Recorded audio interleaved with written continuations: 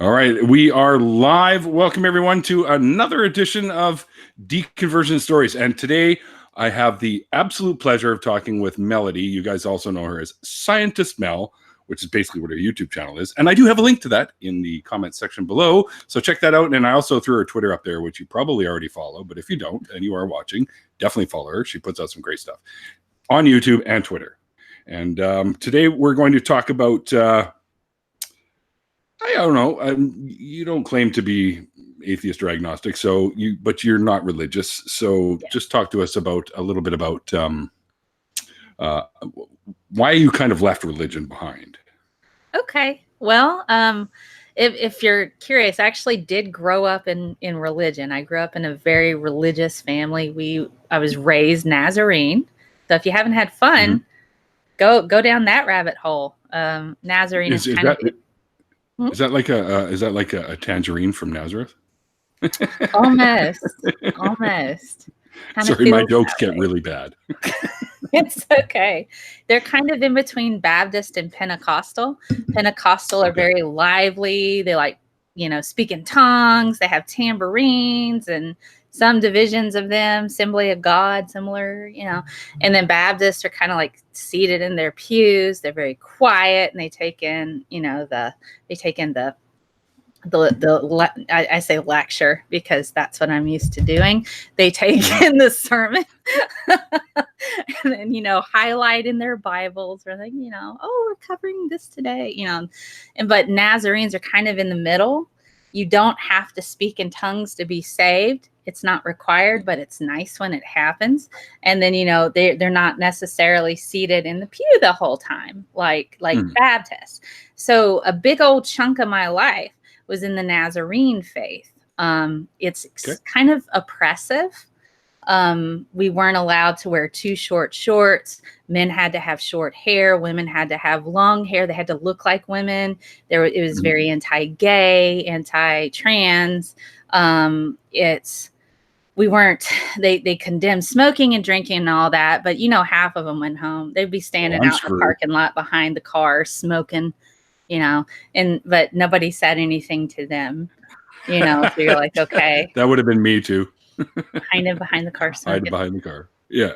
And drinking.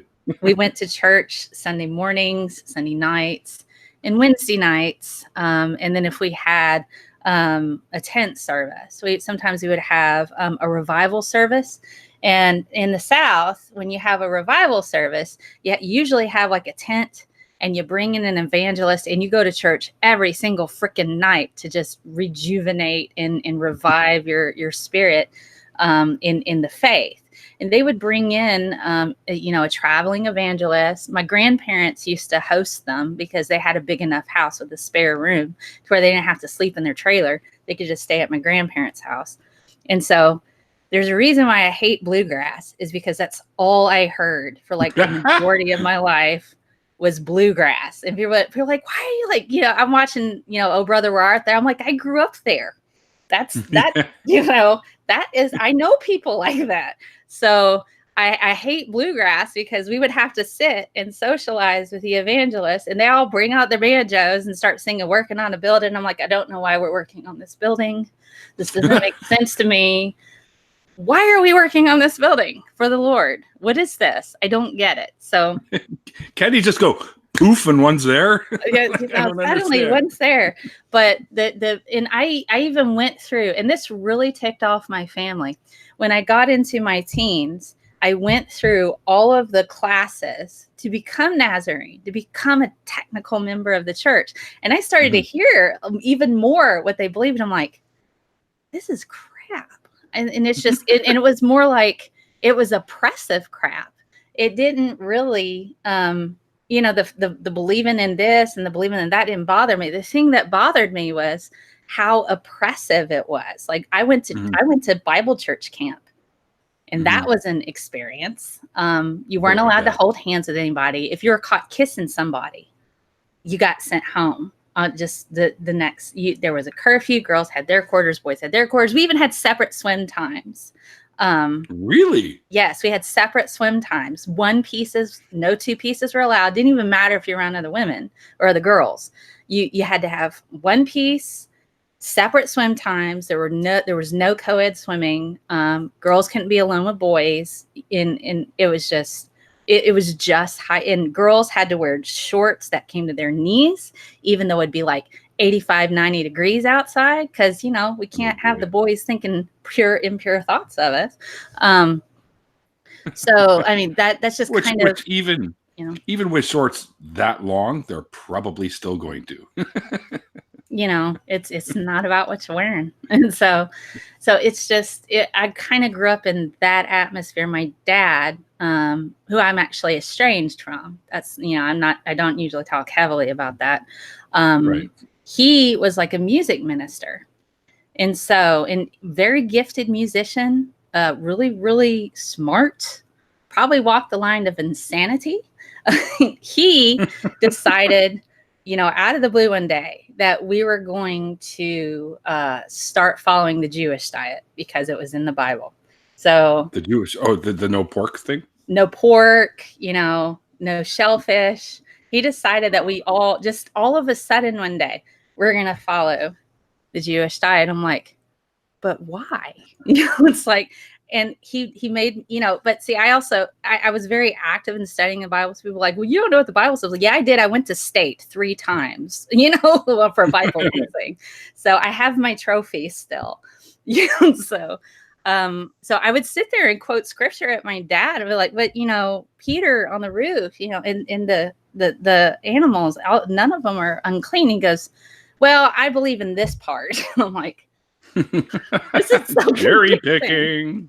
This is so confusing. And then I was the kid at Sunday school, and when they started to do the oppressive language, like guys are not allowed to have long hair because they look like women. Girls are not allowed to have short hair because they look like men. And I'm sitting there going, I'm like, I have a question. And they go, okay, yeah. What about Samson? He had long hair, and that was, part of his strength from God. Like, well, that was a blessing. I'm like, but why would God make a blessing a sin later on? And they're like, we didn't really, because you see, I have long hair, and I was able to change my own tire by lifting up my car with one hand and putting the tire on. There you go. But I was that kid, and another woman come in. You can't wear Maybelline foundation because it's made from aborted fetuses, and I go, where did you read that? And then they're like, what? It was in this paper. I'm like, can I see it? Because I'd really like to read about it. Well, we'll talk about it next week. It was always, we'll talk about it next week. Or sometimes it'd be like, you know what? The ladies in the church need your help. Why don't you go help them? Okay. So I was that kid. So from early on, I was constantly questioning, and fortunately, that never left me. I always kind of read stuff with skepticism, even though I did have a very strong, belief in things. I mean, I have a very diverse background in religion. So after I decided I don't want to be Nazarene, I tried Lutheran for a while. I'm like, this is pretty interesting. Okay. Went to Assembly of God. I'm like, yeah, this is not my jam. I really don't want to run through the aisles with tambourines. And I really don't like the pastor going, you're new. Come on up here and tell us all about you. No. Thanks. I'll just stay here. I'm going to never come back to this church again is what I'm going to do.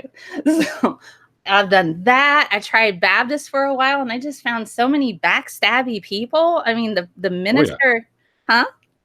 I said, oh, yeah. Oh, yeah.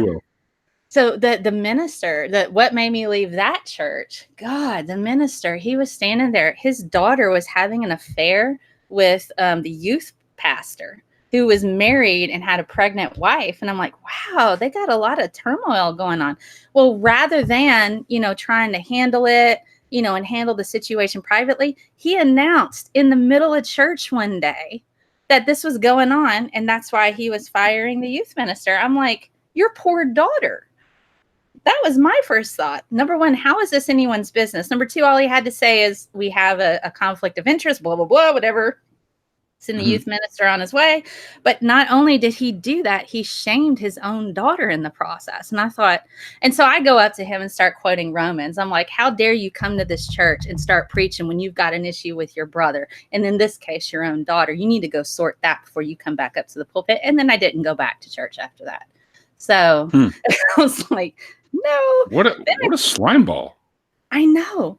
It was like, oh my goodness. And so I left Baptist and I thought, that's not my jam. And then for a while I was like, you know what? I think I might want to look into like, Santeria and voodoo. Let me check that out. And so I started reading on that.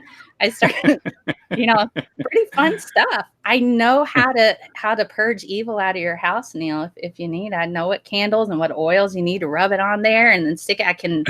We can get the bad juju at your house with a smudge stick. I know what to do. I've actually have a smudge stick. It was given to me by my sister some years ago. And I got all kinds of books about that because I used to be into all that stuff too. So it's fun. It's fun stuff. Oh, sure. It? Sure. Yeah, oh, yeah. I tried that. And then later I became Catholic. So technically speaking, my last bit of religion was Roman Catholic Church. So, oh boy, so went through the whole process, everything. And it's a very pretty religion. I think that's one of the things that is kind of like the kicker, because you feel like you're actually doing something and you're getting involved and you're like, here's Jesus in this little tabernacle, And so they would have like this thing every beginning of the month where you would sit just with Jesus in the church. It was like a visitation, so he wouldn't be alone. And so people would sign up for different times, even on through the night. And I thought, that's just really beautiful and sweet, And there were very devoted people to that sort of thing. And I got to tell you, confession is a lot of fun, particularly if you see it as therapy. Gosh, I'm having this problem. I feel so guilty about this and this and this. And they're like, you're all right. Just go sit over there. You're going to be okay. Just say a couple of 5 Hail Marys. Let it go, and let God, and you're like, all right, this is nice. Let go and let God. I like that. Yeah. Let go and let God. That it's also like a Protestant thing. Let go and let God, Jesus take the wheel, So have you seen that meme with the wrecked vehicle that's just mangled and it says that on the bumper? Apparently Jesus didn't pass his driving courses. Jesus is my co-pilot. Well, he wasn't very good at it. So, you wrecked your car, but it's funny. So I've always questioned. And so one thing that I could never get any answers to was the origin of the universe, the earth, how things actually progress, because I wasn't taught evolution in high school. I had no idea what it was. I had only been told what it was through religious avenues. And so when I went back, you got the misrepresentation of what it was, is what happened. I did. And I was, at the time, it wasn't one of the standards that was taught in the state that I lived in. So it wasn't required. And a lot of people just demonized it, because I grew up in a very small town. Like, oh, evolution's wrong. Even the science teachers like, evolution is wrong. I'm like, okay. Wow. So I had gotten that from all angles. And so when I went back to university in 2009, okay, so I've only been really away from, like, considering myself not religious for about 8 years. Okay. Okay, sure. So I went back in 2009, finished my first degree, took a class called evolution. And I'm like, okay, I'm going to take evolution. And then, like, my family's like, oh, you're going to take evolution. And I'm like, yeah, I'm going to take it. I took genetics. You're required to take genetics in the coursework before you take it. It makes sense because it feeds right into it. Took cell biology before, bio 1 and 2. I had it all knocked out. I'm like, okay, I'm going to take evolution. Every question I've ever had that nobody could ever answer was answered in that one class.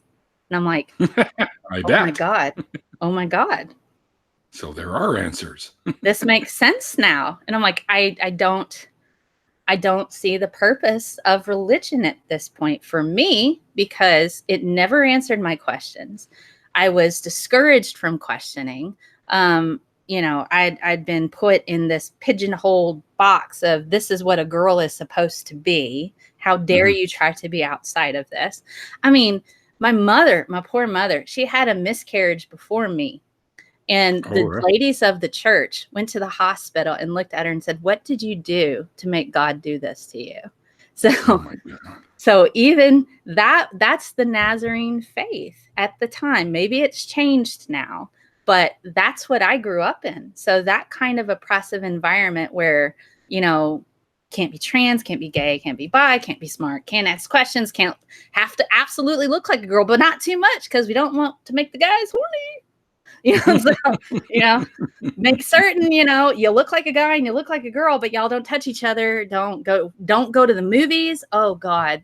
They didn't want you going to see anything that wasn't G-rated. You couldn't smoke, you couldn't drink, you couldn't expose yourself to any kind of things that were secular.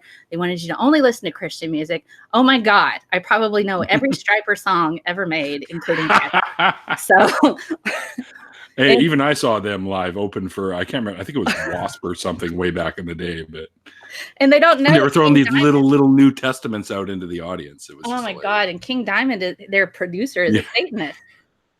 Yeah, exactly. They just kind of threw that out the window. But I remember back, oh God, a long time ago, they were on some Christian talk show, and you could find it. And Striper's on this Christian talk show, and they're giving them crap about the length of their hair. I'm like, but isn't King Diamond a Satanist? Why are they not having that conversation? Why are they worried about how long their hair is? I know. Actually, funny you mentioned King Diamond, because he was the original singer for Merciful Fate. And I was actually just listening to one of their discs on my way back home from vacation. One of the tunes I really dug is Black Funeral. So that's awesome. It's funny. So I went to a Petra concert. I had not been to a Striper concert, but I probably know a lot of the songs. But I quickly moved from that to Queensryche, Operation Mindcrime. Nice. Oh, what an album. Back. Oh my God, Sweet Sister Mary. And Queensryche was in town. I'm like, Mom, can I go? And she goes, okay, sure. And she goes, wait, Suicidal Tendencies is opening for them. You can't possibly go to that because you might commit suicide. I'm like, oh yeah. It was the free. It's just the band name, Mom. But Mom, all I wanted was a Pepsi. I just wanted a freaking Pepsi and to see Operation Mindcrime, live crime, freaking concert. Yes. I bet that was amazing. Show. Man. You didn't get to see it? No, because she wouldn't let me go because of suicidal tendencies. I'm like, see, that's what I grew up with. But, whatever. But I will say, the reinforcement of me thinking that, religion is a thing and I needed it was due to the fact I have sleep paralysis. And I didn't know that was a thing until about 2010. So really? Yes, I have wrestled fire elementals in hell. I've had monks standing around my bed. I've had demons holding me down and doing horrible things. I've had all of these things happen to me throughout my life. Now, I would say, okay, maybe I'm just crazy, but it also happened to my sister. It happened to my mother. So when you're a little kid growing up in a house like that, you seriously think your house is haunted and there are demons there. Mm-hmm. And so I equated a lot of that because my dad was not a very nice person. So I equated a lot of that to the crap that my dad may have done. And I'm like, we are all suffering because of his horrible negativity and he's bringing the demons on us. So we grew up thinking this. And it wasn't until I found out that sleep paralysis was it followed me all the way into adulthood to where I still was like, why is this happening to me? And then I found out what it was. And coincidentally, it happens a lot less now. So, that's weird how that works. It is. So, I think you're asleep, right? So when you start the sleep paralysis, now that you know what it is, I think your brain just automatically goes, "Oh, this is happening. Okay, this is what it is," and then it just kind of dies off or something. I might have an episode once a year, and it's usually just me having a nightmare, and I start to verbalize it, and then once I verbalize it, I wake up, and I'm like, "Okay, I'm awake. I just have to ride this out." Okay, I'm fine. Right. So, makes sense. Yeah. Yeah, but when you have that and you don't have an answer, it completely makes you believe, yes, ghosts are real. Yes, demons are real. Yes, I need religion to combat this horrible stuff happening to me. And you're just, why is this happening to me? And nobody has any answers. So yeah. So. Wow, that's crazy, man. I dealt with sleep paralysis a couple of times in my life, but I already knew what it was, because I remember watching some documentary years and years ago about it, but they were tying it to the alien abduction thing. So Yeah. And see, I never had an alien abduction. It was always, either like Michael the Archangel came to visit. Yay. So when I hear certain people like, I've met Satan and these angels, I'm like, yeah, I have too. But did you wrestle a fire elemental in hell and win? No, I did. Loser. You're a loser, man. I didn't. But see, the thing is, when you're in sleep paralysis, you hear stuff, you feel stuff. It's like when you're in hell, it's hot. You feel the heat, you feel the pain, and it's extremely real. Your brain is a fantastic thing. So yes, I wrestled fire elementals in hell. But that's what you were raised about, to believe and stuff like that. So those social suggestions, I guess, made their way into your paralysis, is where somebody who might be into science fiction would have the alien abduction thing. Exactly.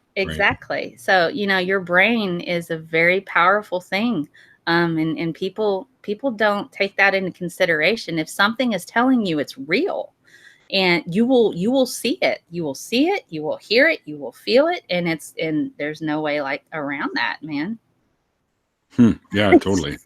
Until you educate yourself. You're like, oh, this is happening now. Why, hello, Dan the devil. What's up today? We're having tea over there on my dresser. Fantastic. I would like 2 creams, some cream with mine, a little bit of Splenda. Let's have our tea. Yeah, it's going to be nice. We're going to be civilized about this sleep paralysis episode. Yeah. It's tea and scones today. I've wrestled enough demons. We're just going to have tea now. Best sleep paralysis episode ever. It's tea and scones with Dan the Demon. You should do like an animated episode about that. That would be hilarious. If I went through and just did all of my sleep paralysis episodes, they would either be entirely frightening or comical. It could go either way. It was just like, how is this possible? How do I have monks standing around my bed chanting right now? Oh my God, what have I done? All these monks appear. Yeah. You could maybe somehow turn it comical if they were like the monks from the Holy Grail or something, where they're smashing their heads with the boards. Yeah. That would be kind of funny. Guys, could you keep it down? I'm trying to sleep. Yeah. Go do that next door. Yeah, go over there. Visit those people. They need you. Reminds me of one of the years that we did a raid, we'll say, at summer camp, where we all dressed in these black robes and lit a fire, but it was fake. It was like cellophane or something with a little like a fan underneath it to blow them up, and we were chanting, and we had one of our buddies hanging from a noose from over the rafter. It was fake, of course, but all these kids woke up and they see all this and they just started screaming like crazy because we were doing some satanic ritual in the middle of the night in their cabin. Oh my God, that's awesome. Yeah, it was pretty funny. It's one of the better ones we did. The only other one that really stands out in my mind, which has nothing to do with this, but we wrangled up, I think, about 5 garbage bags full of seaweed from the beach and spread it out all over the floor of the girls' dormitory. And when they woke up in the morning, all we heard was screeches and howls. Oh, there's a crab in there! Poor kids, man. We were cruel. Oh gosh. Oh, that's one thing I'm kind of proud of for the days that I was going to the Baptist church. I rolled houses, but only if I liked you. So like the youth minister, I spent some change on that. I would get toilet paper rolls, I would get paper towels, I get napkins, I would get forks, I would save up aluminum cans, and I would get shaving cream and silly string. And so like late at night, I would go through it and I make like a little fork picket fence around the yard. And then I would go through and like silly string all the bushes. And then I'd write praise God in the middle of their yard, like in shaving cream. And then I would roll the whole house. And then I'd take napkins and paper towels, tie knots in them, just sprinkle them everywhere. It was like Christmas. And so I would do that. I never, ever, ever got caught. He always thought that it was somebody else. It was oh, you guys were out running around last night, weren't you? My house got rolled. And then they would just like, no, dude, we hadn't been doing a thing. And they would come like, did you hear about anything? No, I was at home in my house, just hanging out, watching TV. Yeah, just ignore that can of silly string behind me. Yes. That shaving cream is not mine. Yeah. But I did that. I would roll people's houses in the church if I liked you. If I didn't like you, I wasn't about to spend all that time and money. It wasn't worth it. So you pranked the people that you liked. Yes. If you got a prank for me, that means I care about you. I've spent this time. I saved up these cans. I put the aluminum cans along the driveway. They'd have like perfectly lined little cans along the driveway. It was nice. I wonder if you remember how you used to be able to do like aluminum cans or tin cans, and you could put a string between them and then talk to each other. One of the coolest things I ever started doing. I guess I wouldn't work with silly string. Everything might come out as a joke, I suppose. Yeah. Another bad attempt at humor. Goodness, yeah. I'm trying this, but we're using silly string, so it's coming out as gibberish on the other side. Oh, goodness. Yeah, silly string. It's also highly flammable. I didn't find that out till later, so I kind of felt bad. Like, nobody's house caught fire on my watch. I'm just saying. Good. But silly string apparently is flammable, so be careful when playing with it, guys. I'm not sure if the new ones are. I thought they took care of that. They might have, but, I'm old, so. You're old. Come on. I was around when you still had to stop your car with your feet like the Flintstones. Oh, wow. Yeah. Do they not have brakes anymore? Because I still have to stop my car with my feet. Yeah. Speaking of which, I actually do have to get new brakes, but that's a whole other thing. Oh, no. I discovered that on my way back. Yeah, just towards the end there. I'm like, I don't think I've changed the brakes on this car, and I've had it for about 7 years now, so maybe it's time. New pads. Watch those rotors. Yeah. Well, I can get them machined. I know people. I used to work in the industry, so it's all good for me. Awesome. Yeah. Well, technically, I'm still in the industry. I'm just in the environmental sector now. So, I work in the lab for GFL Environmental, and I test like waste oil and antifreeze and all that stuff. That's cool. I reclaim waste antifreeze and use high heat distillation and turn it back into new antifreeze, and then we remarket it and sell it. So it's called cool. Eco-Freeze. Eco-Freeze. Yeah. All right. Yeah. All right. Yeah, that's if you ever see a bottle of Eco-Freeze, chances are I made it. So there you go. But then awesome. I make it. Well, I blend it, and all the dudes that I have working for me or under me will say, I guess. I don't really like to think of myself as some sort of superior, but anyway, they are the ones that fill the totes and the drums and the pails and the buckets and all that or whatever. Mm-hmm. And I just blend it, and then I test it all out in the lab afterwards. So that's what I do. Cool. That's awesome. Yeah, it's a lot of fun, man. I get to use, some of my favorite stuff is the ICP machine. That thing's incredible. Oh, that is cool. I know. One of the things I think is really bizarre about it, not bizarre, but one of the neat things about it is it's almost like looking through a telescope when you look at the spectrum when they take the picture and you can see the elements and the positions on the light spectrum. And then you're like, holy shit, it almost looks like you're staring into space. This is awesome. It is. I love the UV vis, different types of instrumentation. So it's a lot of fun to be able to sit there and go, okay, what wavelength are you getting? Okay, what normally hits at that wavelength? Well, we know it's this protein, or we know it's this DNA, or we know it's this element here. It's really kind of cool. Yeah. Yeah, every one of them has their own place in those spectrums. So that's what's kind of cool about it, and it'll tell you like precisely the amount you have in there too, which is really neat. Oh yeah, I do like that. I mean, and it has to do with the amount of absorbance that it has. The higher the absorbance, the higher the concentration. Then you have Beer's law.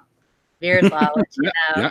Yep. I actually worked for a company where the people in QC didn't know what Beer's law was, and I'm like, wow, you don't know? You use it all the time when you're looking for the concentration of these proteins based on the 280 nanometer spectrum. Higher the absorbance, higher the concentration. But hey, whatever. I think we might end up talking a little over these guys' heads a little later, so when we get into this stuff. But I just, whatever. The funny thing is you actually have a degree. I just have certificates and stuff for everything that I've But, learned. that doesn't matter. Certificates, you probably still will make more money than I will, just based on the applied science, Well, I'm you still found a kind of, niche. you found a niche, which is good. I'm still Yeah. technically kind of fresh out of school. I've had this is my second master's since 2017, worked in industry for almost a year. And I was like, okay. So I don't know, shift in position right now. Don't really talk about my job because of weirdos, but hey, what I used to do in industry though, I used to work with protein recombination, where we Oh, cool. essentially induced, yeast cells to produce antigens. And so then Mhm. what I would do is take those yeast cells, bust them all up and like have all their guts and stuff. You're like, well, we're busting up all these yeast cells. And then you run them through a centrifuge, and then you got to pour off the supernatant, and you got this like nasty stuff at the bottom. It's all the cell growth stuff. And then you got the proteins in there. Then you got to run all that over like a column. A column is like a really fancy filter that basically gets all the gross stuff that you don't want out, and then you have like the nice proteins, your antigens that you want. They'll come out at a certain time, and then you collect that, put it in little bottles, and then they would use that to test for various diseases like HIV, or rubella or something like that. So they use these a lot of these in diagnostics. So you're actually started going down something I wanted to actually bring up to you because I had it saved here. Sure. Did you see a tweet by someone called Gail Q? I don't know. Today? Let me see. Could vaccines containing female DNA from aborted babies be creating gender confusion? Okay, I think somebody sent me that. Yeah. Okay, let me see. All right, she hadn't blocked me, so I can still see it. So Gail QU. Yeah. Could vaccines containing female DNA from aborted babies be creating gender confusion? No health authority has researched this. Your babies are the experiment. Oh my God. Okay.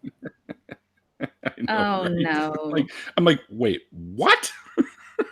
I hate to tell her this, but every single baby on the planet has the mother's DNA. Yep. Boy and girl, And, boy and girl, every single one, you get an X chromosome from your mom, and all of your mitochondrial DNA comes from your mother, not your dad at all. So maybe that's what's doing it. That's what it is. Idiot. To be fair, the default is female. Okay, to be fair, the default in nature is female.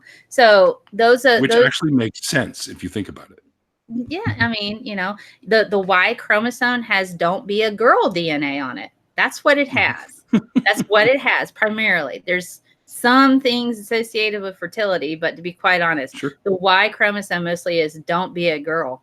And so if you have somebody who's androgen insensitive, who's insensitive to testosterone, like they don't have the receptor to process that, they will form there's technically genetically male. They'll still have in some cases have testicles, but they're not dropped. They're way up high, but they'll still form female secondary characteristics. Mm-hmm.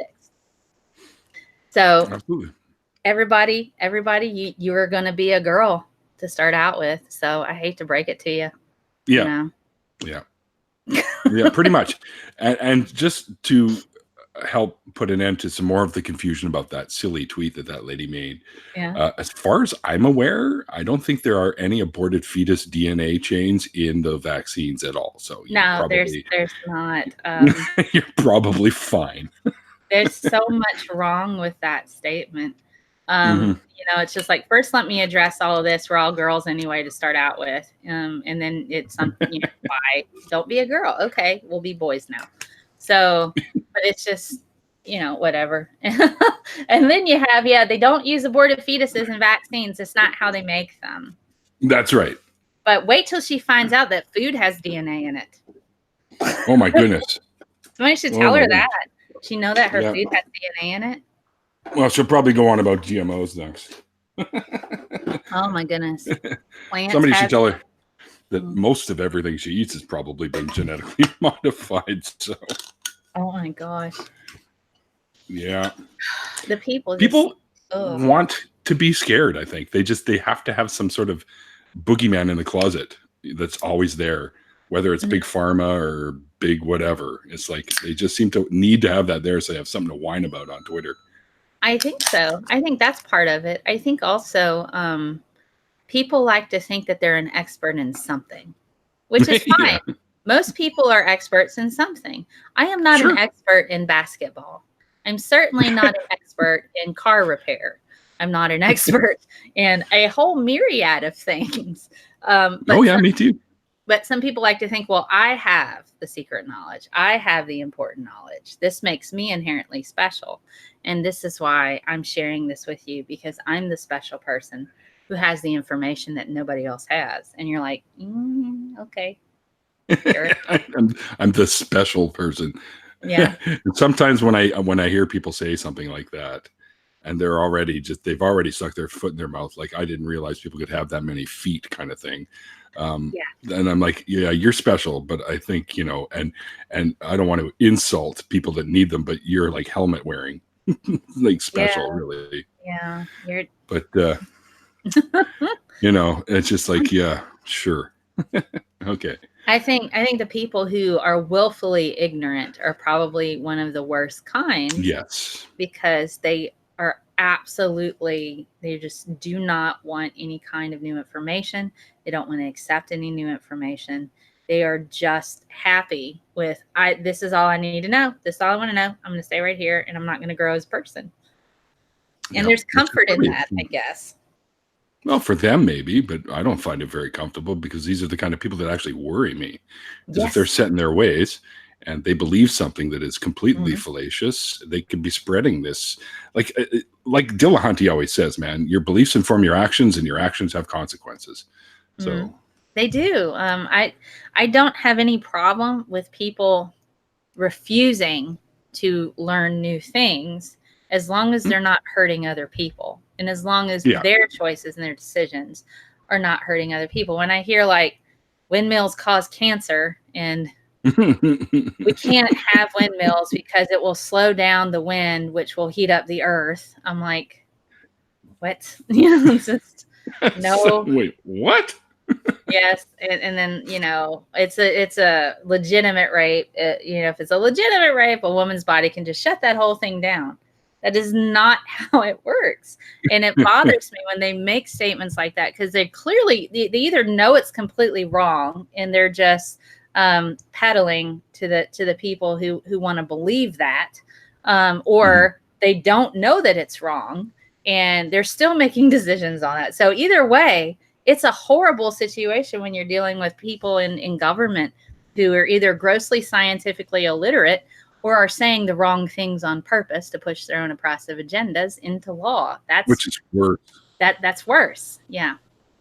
It's a lot worse. And it, and I see both of those things are actually going on down there. Yeah, they are. Because there's some of these guys, like, you hear some of the stuff that these guys come up with, and for sure that they're just spouting this to further their agenda, even though they more than likely know better. But hey, if there's money to be made, let's do it, right? Well, that's kind of how it goes. One thing I know that it particularly peeves me is the representation of science in the media. They get stuff wrong often, or they misrepresent science, and it may not be intentional, but we've kind of moved from this where we're just delivering facts and information to the public in an accessible form to clickbaity titles to try to get you to read, because most people get their news off the internet now. And so trying to drive traffic to a reputable site, sometimes they'll have really clickbaity titles like red wine burns as many calories as when you're in the gym. That is literally not what the study says. But, if you read the study, which most people don't because they don't know how to do that, if you read the study, that is not what it says at all. If you drink a bottle of wine every day, you're not going to lose weight and you're not going to burn enough calories. You're actually probably going to take in how much? A glass of wine is about 150. So that's 600 calories in a bottle. And if that's just the regular, some of those people can get you get the box wines or stuff like that. Man, I will burn so many calories if I drink this entire box of wine. Maybe if you're jogging while drinking it, but you're not going to do it just drinking it. Out in the heat, sure. Gonna sweat a bit more, get your heart pumping, wake up in somebody's front yard. It'll be face down in their rose garden. Yeah. Don't laugh, I've been there. I will comment that I used to have parties where people might have very well had that when I was a DJ. Nice. There we go. Yeah. DJ Paul from 666 Mafia actually crashed one of my parties once. I didn't know who he was until later. And so he came in and so he heard your beats and was like, yeah, I could get into this, and came out and check out who was doing it. Or I think I also lived 2 doors down. At the time, I was really a young adult. I had 4 jobs at the time. And so I was 2 doors down from, I think it was a drug house. So I don't know if he was picking up some weed there. I don't know. That's not my business. But there was often people, I think that was the place to go to for certain recreational activities. And so he ended up just coming to my house, sitting on my couch and just chilling while I'm spinning some tunes. I made a 5 liquor lemonade that has been banned at several people's houses now. Always leave it to the scientists to make the good stuff. Couldn't taste the alcohol. It was extremely dangerous. And when it gets really hot in the South, all you need is a big old glass of lemonade with some ice. And you're like, this is nice. And then after 3 glasses, you wake up in my front yard with a mouthful of grass. It's whether were they just reading Lawnmower Man before they decided to do that? Probably. I'm going to trim the grass while I'm drunk. You want the recipe? I'll give y'all the recipe. The Scientist Mel recipe for country time 5 liquor lemonade. Oh yeah, send it out there. Okay, all right. So here you go. You get and drink at your own discretion, there, guys. Yes, be careful with this. I'm not kidding. So you get the little plastic container. I think it's for a gallon. I think it's a gallon. The whole thing, and you get you a gallon size glass container. Y'all know what I'm talking about. You can get fill it with iced tea or something, and then you pour it in there. You get you vodka, tequila, rum, 2nd gin. Okay. And you fill about, I'd say, because I eyeballed it, you'd fill it about halfway with the alcohol. And then you add water to the rest and add some ice. And that'll do you. You will not taste the alcohol. It's dangerous. I'm serious. My friends have banned it from their houses. And they're like, if I go to a friend's house, hey, I'm gonna make my lemonade. Not today, Satan. And we're like, nope. We know what that does. Right there are stories about you. We still have stories. That's hysterical. Oh my goodness. There are stories associated with that. Took people a couple days to get out my house once. But I always made them breakfast, though. I was the Mary Poppins of parties. When you woke up the next morning, I have eggs and bacon, and we have some toast and pancakes. Y'all chill, it's all right. I never wanted anybody to be unsafe living in my house, so they could always sleep in my house, and I always have breakfast for them the next day. This is how I would do it. Yeah, that's cool. Yeah, I should have been partying at your place. I'm always down for some good breakfast. Yeah, you get bacon and eggs and some toast. Sometimes I make pancakes. Here you go, guys. Yeah. We got some food. You had me at bacon. That is most people I'm finding. Yeah. Any breakfast pork products, man. I just had. I actually did a Tim Hortons run this morning and got one of those grilled bagel sandwiches that had some bacon and eggs and cheese in it. So I woke up still kind of worn out from my trip up to the Okanagan, and I just didn't feel like cooking anything. So I was like, screw it, I'll go to Timmy's. That's okay. I just had pulled pork for lunch, pulled pork on a salad. Nice. people are like, you have it on salad. I'm like, yeah, just take a bunch of shredded pork and just throw it on your salad and cover it in barbecue sauce. This perfect salad right there. Exactly. Pork barbecue salad, man. Sounds actually pretty good, and probably one of the few ways I'd actually eat a salad. Usually when I go to the restaurant and they go, would you like salad? I go, that's what my food eats. Oh my goodness. Yep. Yeah.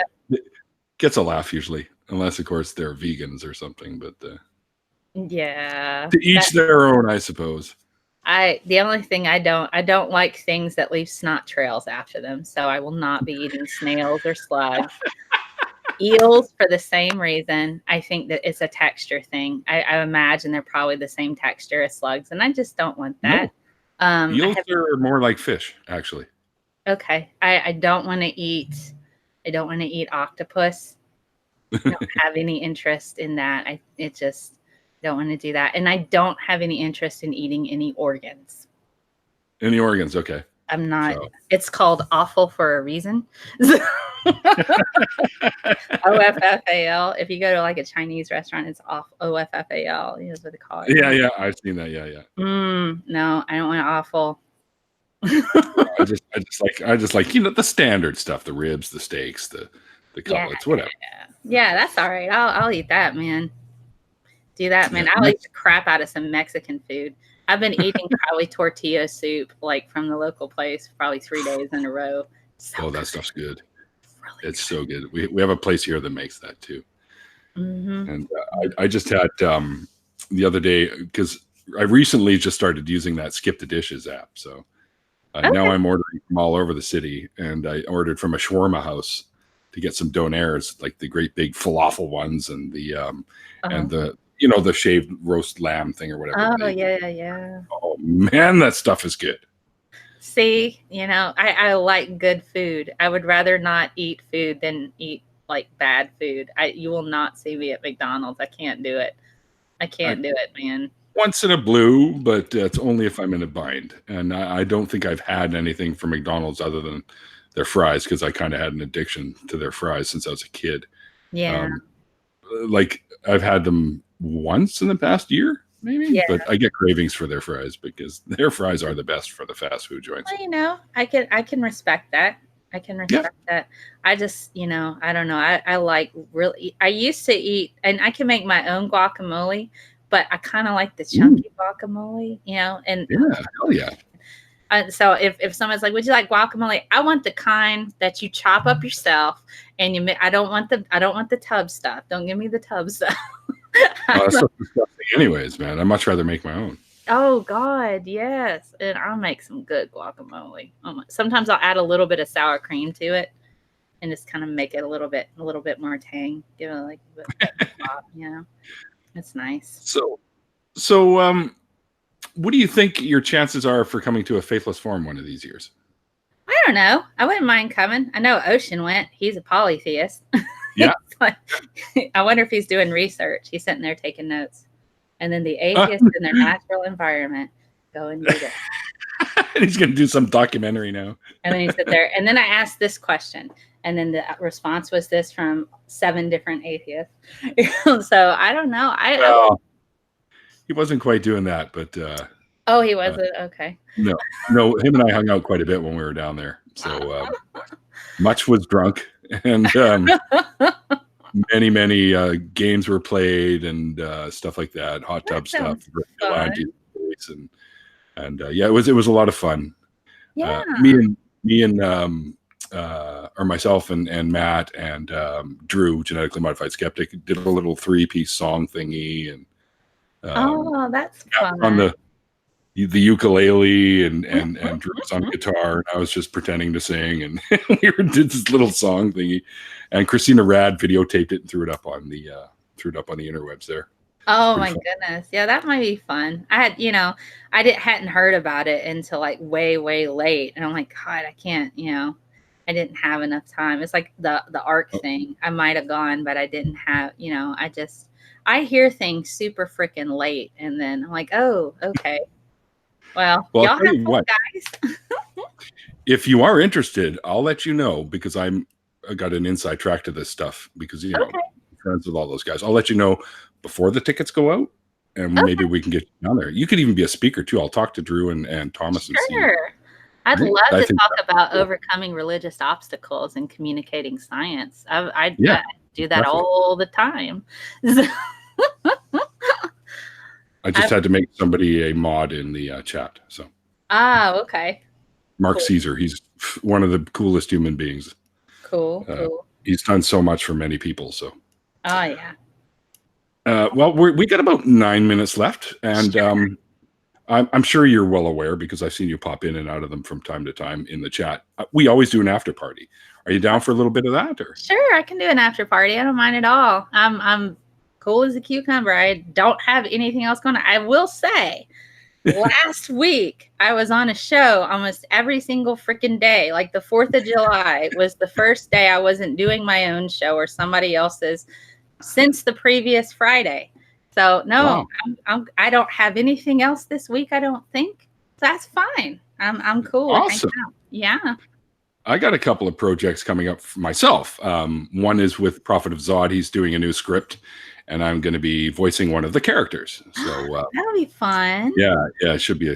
I'll be playing an old version of Zod, so it's kind of apropos. Gosh. Yeah, I just have my new show on Sundays now with Doc Savage. Oh my God. Yes. Dream. It's a great show too. I've seen a few of them. We just did our second one this past Sunday, which was on David Avocado Wolf. First That's one was right. on Deepak Chopra. So the first one was on and that one went really well. I had Okay, those are. I thought you had more for some reason, but those are the two that I've seen. Yeah, no, I just have the two. I do have my Saturday shows I do. This week in BS, I'm trying to, I can't conceivably do 4 shows a week because it's mostly just me. Bull's taken over producing Oral Audacity, which is my Sunday show, which is all comedy. It's just meant to be lighthearted and funny as we make fun of the absurd and utter nonsense that's thrown at us. So it's like smart people riff on bad science. That's pretty much the whole show. So Saturday is my more, theoretical stuff where I talk, okay, like last Saturday it was opioids and YouTube is like, yep, nope, demonetized. I'm like, really? It's just, What? they demonetize everything that I have that might be controversial in any form or fashion. Well, that's kind of shitty.